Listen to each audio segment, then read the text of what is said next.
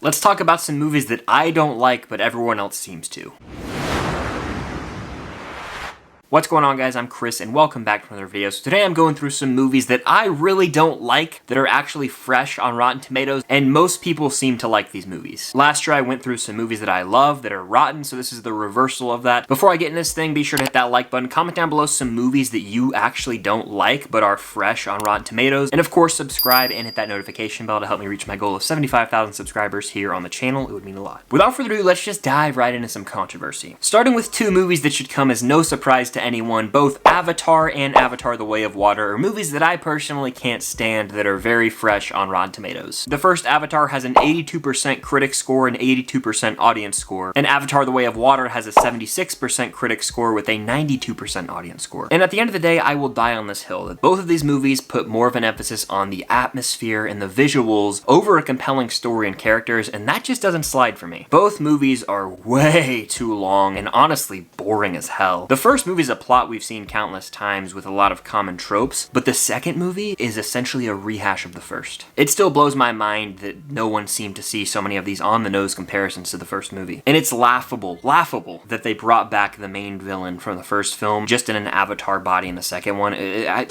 So many stupid decisions were made in this movie, and I just don't get the hype. Both movies are a snooze fest to me, and I can't believe they're doing like 3 or 4 more of these. But hey, a lot of people love these movies. They're box office smash hits. More power to the people who like this movie. Let me know how you feel about Avatar 1 and 2 down below. I just don't like them. Heading over to the MCU, let's talk about Thor: Love and Thunder and how the hell it is fresh on Rotten Tomatoes. It has a 63% critic score and a 77% audience score, meaning most people are fairly positive on this film, or at least would recommend it. I myself think this is far and away the worst MCU film we've ever gotten. It is painfully unfunny, and I watched it the first time and was like, oh, that was a little disappointing, but I don't know if I hated it. Then I slept on it, saw the movie again, and was like, oh, this movie is dreadfully bad. It's a complete miss for the MCU. Not only is Christian Bale wasted as a villain here, but the movie never took itself seriously when it really needed to at times. I don't find any of the humor in this movie remotely funny. In fact, it just got to the point of being irritating constantly, and I think a lot of people agree this is a bottom tier MCU movie just based on what I've heard, so I don't know how it ended up being fresh, especially when other MCU movies like Eternals and Quantumania are better than this, and they're rotten. Now let's kick it over to Pixar and talk about their worst movie by a long shot, The Good Dinosaur. Somehow this movie is fresh from both audience and critics. Critics have it at 75% on Rotten Tomatoes, with audiences having it at 64%. Look, this is the most lifeless Pixar movie without question. In a weird way, it tries to sort of rip off the main plot of The Lion King, but I couldn't tell you many of the characters' names or the journey they go on just because it's so emotionless. The animation is really the only thing that stands out, and even then it's one of the least remarkably animated Disney Pixar films. It's far and away the most forgettable of the bunch. When I think Pixar, I think of innovative kids storytelling that also has a lot for adults and you can rewatch them for years. That is not the case at all with A Good Dinosaur, and it's honestly a bummer. But perhaps even more disappointing was Ralph Breaks the Internet, the Walt Disney Animation Studios film that has an 88% from the critics on Rotten Tomatoes and a 64% from audiences. Look, I love the first Wreck-It Ralph. I think it's one of the more slept on Disney animated movies, at least in like the modern era. It's got a really clever twist and takes you into this arcade world. It's honestly wonderful. But the sequel was a massive drop off for me. The plot was all over the place. There was no clever adventure or villain. And the word I would pretty much use to describe this movie is cringe. Like, there were moments where I was just like, oh, this is hard to watch. Like, I'm all here for spreading the word about like cyberbullying and being more aware online, but this movie just made it somehow cheesy in the weirdest way. And the result was a movie that really lacked in any charm or humor, which the first film excels at, so it's a pretty big disappointment. I don't know how this movie's fresh. Perhaps one of my hottest takes I've ever had here on the channel is that I don't like A Christmas Story. The movie sits at 90% on Rotten Tomatoes from critics and 88% from audience, and I know this movie is near and dear to a lot of people's hearts, including a lot of you guys that are probably watching this video, so I might have just upset you. I was late to the party with A Christmas Story. I did not grow up with this movie. I am aware a lot of people did, and that it's running like 24 hours on Christmas Day on a certain cable network. I get people love this movie.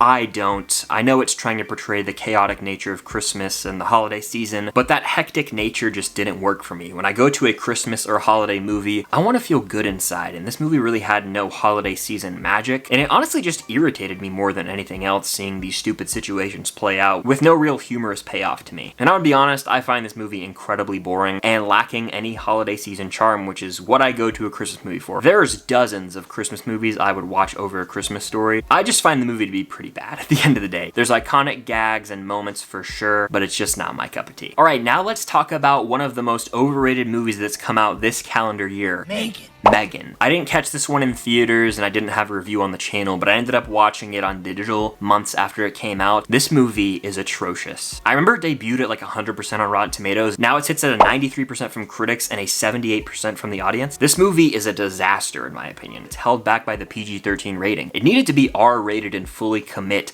so that we could see some of these gory kills, but unfortunately it just felt like a watered down wannabe Chucky movie. Not a single character in this movie is remotely likable, and it's not fun. I've seen a lot of reviews online saying this movie is so fun and campy, and that wasn't the case for me at all. Common trend with a lot of these movies, but I was just irritated with all of the characters in this movie and their stupidity, and the actual Megan doll itself was just so lame to me. There's like 1 or 2 kills that I even remember in this movie, and I feel like they just cut away from most of it to save a PG-13 rating just to try and get more money at the box office. Apparently this movie landed for a lot of people. It's getting a sequel called Megan 2.0 that's going to come out in 2025, but I am honestly astounded that this movie landed at all. It was a dumpster fire to me, seriously. Now these last 2 movies are very likely to upset you, that's why I saved them for the end. In fact, one of these movies I still don't know how I feel about, so I'm going to talk about that last. But I'm going to go ahead and get the elephant in the room out of the way, Mad Max Fury Road. If you've followed my channel for any time, you know I always say this is a movie that I find highly overrated. I watched it the first time and I was like, that's really good, but I felt like I just said that to appease the masses and was like, oh, I have to like this movie. I watched it one more time and was like, ooh, that really fell off for me. Tried to watch it a third time with my friends for the first time, we had to turn it off. Mad Max Fury Road sits at 97% from the critics and 86% from the audience on Rotten Tomatoes. It cleaned house essentially at the Oscars for its technical categories, and rightfully so. The movie is a visual feast. I mean, it is gorgeous to look at. Anytime a movie has practical effects action, I'm gonna be a sucker for that, and the action is really cool to look at in this movie. It's so incredibly well shot, the score is epic, and there are things to admire about this movie, but I find it highly overrated, and at the end of the day, I don't give a damn about anyone in this movie and find the story to be extremely paper thin. It's described as like this high-octane chase from beginning to end, and that is true, but I had no emotional connection to anyone or anything. It would be wild to say the movie doesn't have great visuals or is not a technical achievement, because it is, but that's not the main requirement for a movie to be something that I deem great. It's not the worst movie I've ever seen, but it's pretty mediocre to bad in my opinion. It's just one of those movies that I'll never understand the monumental hype for, and that's alright. And the last movie on this list, I don't hate. I still just don't know how I feel about it, and I need to watch it again. That movie is Denis Villeneuve's Dune, which came out in 2021 and has an 83% on Rotten Tomatoes from the critics and a 90% from the audience. Now I share a lot of similar thoughts on this movie as I do with Mad Max Fury Road. Visually, it's stunning. It deserves all the praise that it got for creating such a realistic looking world, and it's a gorgeous film to look at. But I saw the movie twice in theaters, and both times I just felt like there was no resolution. I think it really would have helped if the movie had a confirmed sequel prior to me going and sitting down and watching this movie, because when it ended, I really just felt like it was pretty abrupt. Obviously, it does a good job of setting up this world and all these characters, but at times it was so brooding to me, and I just really didn't feel that connected to anybody. It's also extremely complex, like the lore of this world. I know it's based on the novel, and I almost felt like it was overwhelming at times to try and soak up all of this information so quickly. I think rewatches could help that, and I'm sure that when Dune Part 2 comes out, I will have a whole new appreciation for this movie because I'll see the continuation of the story. But to me, the movie didn't really have a proper ending. Again, I haven't seen it in 2 years now, so I need to watch it again, but I just remember being like, that's it? I don't know, I found the movie to be fairly lackluster, but I gotta watch it again and get my new thoughts before the second one comes out. Don't hate it, but I definitely think it's a little overrated. So yeah, those are a bunch of movies that I don't like, that a lot of people seem to like and are fresh with both audiences and critics on Rotten Tomatoes. But let me know down below some movies that you feel that way about, where you're like, oh, I really don't like this, but a lot of people do. Let me know in the comments down below, and of course, hit that like button, subscribe and hit that notification bell so you can be notified for all of my future videos, and help me hit my goal of 75,000 subscribers here on the channel. It would mean a lot. But thank you guys so much for watching, and until next time, I'll see you guys later.